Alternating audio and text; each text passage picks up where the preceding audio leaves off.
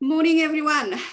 It's a privilege to introduce Gaayathri Nair to you today. Gaayathri Nair is a counselor in a private practice in Te Whanganui at Tara, Wellington. Prior to this, she has worked as a counselor with women in prison and perpetrators of sexual harm. She has a strong professional interest in the ways in which complex trauma particularly impacts marginalized people that has been informed both by her training and practice as a counselor and work she has done in the field of women's rights advocacy. Let's welcome Gaayathri. It's all to you. Hi everyone, I'm just gonna share my screen.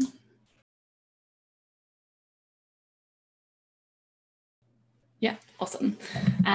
So I'm just going to talk about what trauma is and how does it affect our lives, particularly as migrants and refugees. Because trauma is trauma, but there are particular ways in which that can specifically impact marginalised peoples. So the first part of my presentation is going to be about what trauma is, because I think that's quite complicated, and because it is a really sort of trendy area at the moment, people have lots of ideas about it. So just a disclaimer, I'm a practitioner. I've worked extensively with marginalised peoples, but I'm not an expert in trauma by any means. So this is sharing my experiences and how I have related to working with trauma in people, and also the fact that because this is such a high interest area at the moment, the research and evidence is changing so rapidly. So you might find some things in this presentation don't mesh with like the latest things that you've heard. And I will try and keep that in mind as I talk. So there are some key things to remember about trauma, I think. Trauma is individualized. So what that means is what is traumatizing really differs from person to person, and that is not dependent on the severity of the event that has happened. So often people feel a lot of shame around feeling traumatized, feeling like their reaction is out of proportion to the things that have actually happened with them, to them. But that is because what is traumatizing differs from person to person. And the other thing to keep in mind is what trauma is really intrinsically tied up in our physiological and psychological threat detection system. And how that plays out, I'll get into more later on. So what actually is trauma? I think it's pretty useful to have a working definition of trauma. And this is just how I think about trauma. And it's something that my clients find useful. So any stressor or cumulative stressor that overwhelms our capacity to cope with stress. So obviously this is a really broad definition, but I like it because of that broadness, I think. It captures the diversity of experiences that can result in trauma. And it reminds us that we are all resourced differently. So going back to that idea that trauma is individualized, our capacities to cope with stress are all different, and that is impacted by lots of different things. And that is why things that traumatize people are different. So it's quite a simple definition of trauma, but it's pretty easy to grasp. And I have found clients find this really useful. So if we're thinking about trauma as something that overwhelms our capacity to cope with stress, or a cumulative stressor that overwhelms our capacity to cope with stress, it's good to have some ideas of what those things might be. So an example of an acute event that overwhelms our capacity to deal with stress might be something like a car accident or another near-death experience, right? So something really bad happens that is so overwhelming, we just can't cope. And that's kind of a lot easier for people to understand, I think, because you can point to one event and recognize, oh, that really messed me up because it was so big and so completely overwhelming. What people find a little trickier is the cumulative part of things. So I think a helpful example is maybe living in a domestic violence situation. So lots and lots of little things happen in those situations that mean we're always living in a state of stress. So for example, the unpredictability of someone's temper, not knowing what's going to set them off. Obviously there might be incidents of physical violence, but there might not be. So that living in that state of high alert for a long period of time for lots of people eventually just overwhelms their capacity to cope. And when you think about it like that, I think that makes sense. So like I said before, many different factors impact our individual capacity to handle stress. So what are some of those things? One key factor is attachment and development. So what that is about is how our needs were met as a child. When we're babies, we can't regulate our own emotions. We don't know how, we don't have the skills yet. And so how we do that is through co-regulation with the people who care for us. So that means like when we cry, someone meets our needs. So being comforted, being cared for, being fed when we're hungry, all those things help us to be able to regulate our own emotions later down the line, because someone is supporting us to do that when we don't have that capacity ourselves.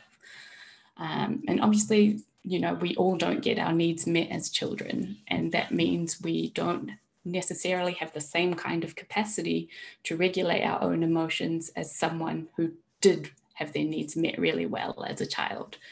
But you know, that's not our destiny. So I think it's really important to remember that all of these things are kind of malleable and changeable. So we can't change how we were raised, but we can learn new skills as we grow and change and become adults. So that's another factor that impacts our capacity to manage stress, the different learned coping skills and strategies that we might have.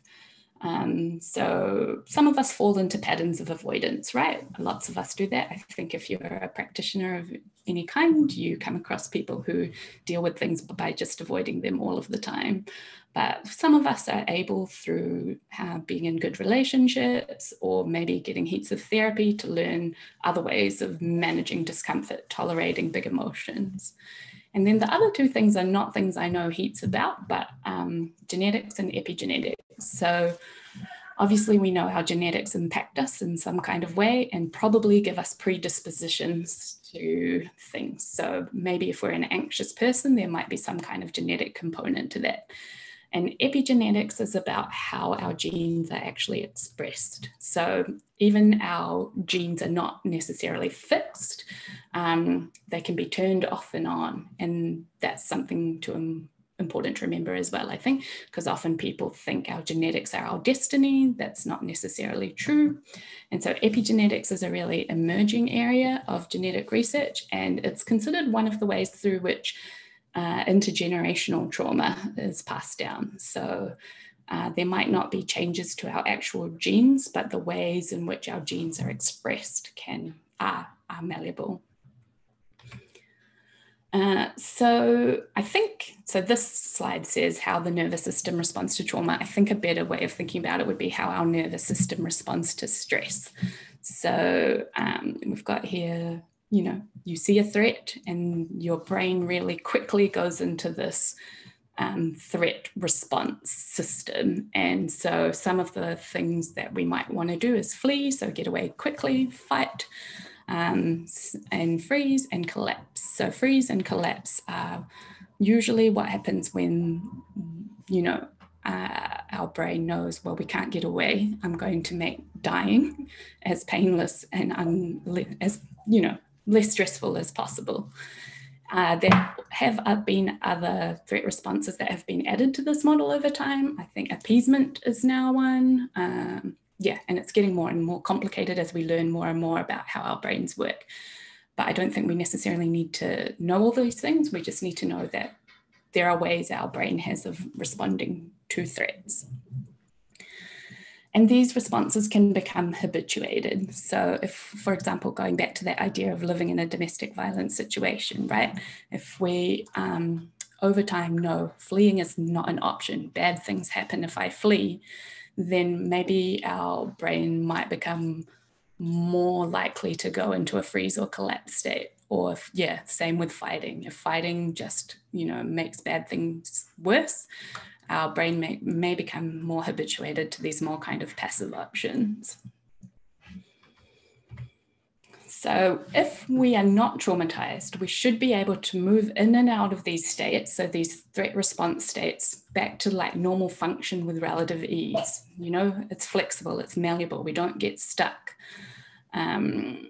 Because we should be able to deal with threats and then be able to go back to our normal life and not be living in that kind of hyper aroused state all of the time. But trauma doesn't let that happen. So how does trauma affect us? Well, one of the big ways it affects us is it impacts our memory. So we often think about memory as being like a chronological record of our life that is linear, but that's not actually how memory works. Memory is about making sense of all the things that have happened to us in a way that, we can make kind of meaning out of things. And so what trauma does is it impacts all the different types of our memory, and this is a summary of some of them, in different ways. So we have our semantic memory, our episodic memory, our emotional memory, and our procedural memory. We probably don't need to get too into depth about all of these things, but this is a nice summary to have. But what happens is when our capacity to manage stress is overwhelmed, our brain can't make sense of it. It can't put it into any of these nice little boxes. It's like skipping on a CD, like there's a glitch in the system. And what that means is the traumatic event or events get stuck in our present. We can't integrate them into our past. And it becomes like we're still living in it all of the time. And practically speaking, so this is just a summary. Trauma interrupts our ability to integrate what's happened to us into our past. Practically speaking, what that means is we get stuck in these responses. So it's like instead of moving between off and on, it's like the switch gets stuck in the middle, and it takes less and less to pressure for us to be in that on state. So that means if there's less pressure, the threats get smaller and smaller and smaller until maybe hundreds of things we perceive as threats that trigger us to move into these states, which over time diminishes our capacity to manage stress. So that makes it more likely that we will become traumatized again, because if trauma is something overwhelming our capacity to manage stress, if our capacity to manage stress gets smaller and smaller and smaller, we're more likely to become traumatized and re-traumatized. And then that means trauma interferes with our threat detection system. So if we're perceiving lots and lots of different things as threats, and those threats are becoming smaller and smaller, we actually become way less good at discerning what are significant threats to us. And so what that means is people who have been in traumatizing situations are more likely to enter them again. So that's really sad. But if you, for example, have experienced sexual violence once, you're way more statistically likely to have it happen to you again than someone who's never experienced sexual violence.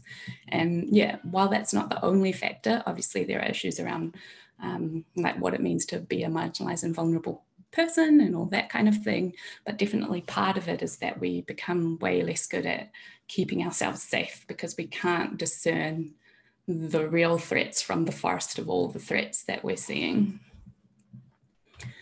The other way trauma affects us is that it makes tolerating our own distress and discomfort really difficult. So once our capacity to manage stress has become overwhelmed, we often become really fearful of that happening again.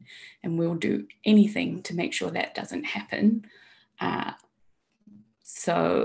And that means we become more and more disconnected from our own kind of experience of ourselves and sensations of what our emotions feel like in our bodies, because it's really uncomfortable. Even good things can start to feel really unpleasant. And so that leads the way to this idea of distress reducing behaviors. So often people who've experienced trauma often have issues around substance abuse or like problem gambling, shoplifting, all those kinds of things. And often these are coping strategies for managing that kind of internal discomfort. There are ways of, because our capacity to manage stress has become limited, of managing that stress in an external way because we don't have the internal resources to do it. And that can include things like self-harm also, ways of like bringing stress down to a manageable level. So it's important to remember that early childhood trauma affects people differently. So trauma that happens before we have language, because of how memory is formed, has kind of a different impact on people. So it can be a lot more sort of sensory based. So things like smells or particular experiences, even kind of internal sensations can trigger really overwhelming reactions. And if that reaction was formed before we had language, it becomes a really full-on sensory experience and we don't know why that's happening. So that can be really disconcerting for people to have these triggers and not know why, not be able to manage them. And because these things happened before we had language, that makes it harder to integrate them into our past through methods like therapy, for example, because they can't be processed through language. So what are the specific and particular ways in which trauma affects refugee and migrant people? So I use this term an inheritance of loss, and I don't mean to be like dramatic, but I think it's important to talk about. So I think for lots of refugee and migrant peoples, there has been so much loss, and not just loss that we have experienced personally by being, moving ourselves or having to move somewhere away from our history and community, but through colonization as well. So I think most migrant peoples and probably refugee peoples come from colonized countries. And colonization is a process of loss, right? So you can't colonize somewhere without destruction, and that destruction includes all sorts of things. It includes our traditional laws, it includes our institutions, it includes many of our cultural values. So for example, my community comes from the south of India, which was a matrilineal structure, social structure, that through colonization, that matrilineal structure was replaced with a very patriarchal structure that my community has kind of adopted as its own and absorbed into itself. So sometimes it doesn't, like, the things that have been lost have also been forgotten. So there's like layers and layers and layers of that. And so when we talk about intergenerational trauma, it's not just that bad things have happened for generations, it's also that our ways of healing and making sense of those things, being able to communicate them, has been lost. I think also we experience specific kinds of stresses. So this idea, I guess, comes from something called the minority stress model, which is that when you're a marginalized person in the world, you just experience more stress than someone who's not marginalized. So for example, just think about being a person of color in the world and what that means. So how people respond to you, all the kind of microaggressions that you might experience, all of that is still stress. And our brains can't distinguish between types of stress. So it all adds up. So if we're talking about trauma as being,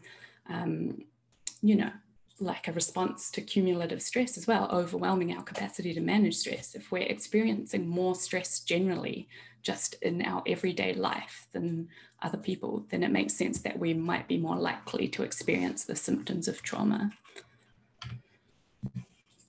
So yeah, the example that I've used before is like, imagine you're a trans person of color, right? And how people might respond to you in this country, Aotearoa, New Zealand, versus being just a Pākehā New Zealander going about your life. So do people misgender you? Do people follow you around shops because they think you're going to shoplift? Like all those different ways in which people might treat you differently, they kind of add to that cumulative stress. And I think another thing that is probably affects migrant and refugee communities differently is the role of shame. So some thinkers theorize that shame is an evolutionary response. Humans need to be in community to survive. We do not thrive in isolation. And so shame is what keeps us in line in our community. If we like appease our community, that means, you know, they're not going to kick us out. They're not going to isolate us. They're not going to throw us. And for many of us, we come from really strongly collectivist cultures where shame has a really important role to play. But shame really contributes to people being stuck in a trauma response, because there's a difference between shame and guilt. So shame is like, I'm a bad person, and guilt is, I have done bad things. And when you feel like a bad person, you start to believe that you deserve all the bad things that have happened to you. And that makes it really hard to move beyond them. It becomes really paralyzing. So that can really compound trauma, I think, for people who come from refugee and migrant backgrounds. And I think another thing about shame that is important to consider is the wider kind of community shame. So for lots of us, because we're already small communities living in a wider culture, we want to protect our communities, right? It's not just about ourselves, but we don't want our communities to look bad. And there are often really strong narratives that we're fighting against. So for me as an Indian woman, you know, there's often this idea of like the creepy, predatory Indian man. And I don't want to feed that narrative in the wider community. Like, that's really messed up to me. You know, that exists, and that's how people like from the outside see parts of my community. So the way that kind of protectiveness of communities, I think, it stops people from seeking help, or when practitioners respond to individuals seeking help, like, your community is the problem, that's why these bad things have happened to you, you know, that's also really messed up, right? So, and that again, like, compounds shame. So yeah, I think for refugee and migrant communities, like, seeking help can actually become really fraught because there are all of these other issues at play.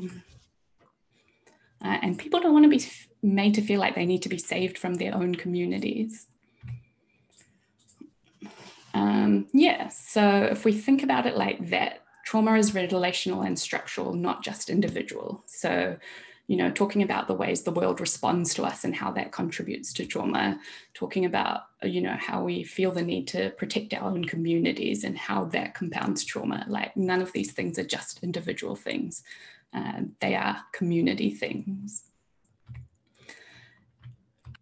And therefore, like, we can't heal from trauma just as individuals. We have to heal from trauma in structural and community relational ways. And that involves like a real transformation of what the world looks like. So it's quite a, you know, it's a huge endeavor, but I think it's really important. So what does healing from trauma actually require? This is just some like broad ideas I have. Obviously, it's not a comprehensive list, but some good things to note. So we need relative safety environments and relationships. So we can't really heal from trauma if we're still continually experiencing stress that overwhelms our capacity to cope with stress, right? Because we're still in it. We can't heal if we're still in the thing. It requires us to be able to integrate traumatic events into our past, so we're not still stuck in them. And that can happen in lots and lots of different ways. I mean, like, that can be through talk therapy, but it doesn't have to be through talk therapy. It requires the skills to tolerate distress and discomfort. And, you know, a lot of trauma therapy these days is really focused on the body. That's what I use a lot in my practice, because that's how we develop the skills to be able to tolerate what is happening to us. And also something that I think that gets left out a lot is like the skills to notice and appreciate pleasure, the things that bring us joy. because as humans, especially as traumatized, when you're traumatized, it's really easy to focus on everything that's going wrong, and you never get the chance to really sink into and appreciate and enjoy the things that are going well. So yeah, I find that noticing pleasure is a big part of my practice, and I find that's often really powerful for people when it comes to healing from trauma. And how these things happen, what makes them possible, is always going to be different for different people. And I think it's really important to remember that some of the most powerful trauma therapy modalities are rooted in Asian and Indigenous practices. So while there are, things in our cultures and communities that compound the impact of trauma, we also have the strongest keys for healing. And so, I've talked about tuning into the body and things like that. All of that stuff comes from, mindfulness practices. They all come from Asian communities, Indigenous communities. These are things that have been found in our communities and then taken out into the world and repackaged and kind of sold back to us. So it's important to remember that, we do have the answers as well as the problems. Yeah, and so as practitioners, we're opening the doors to these pathways, I think, reminding ourselves of them, coming back to them. That pretty much sums up everything I have to say today. Here are some acknowledgements and some resources if you want to do further reading in this area.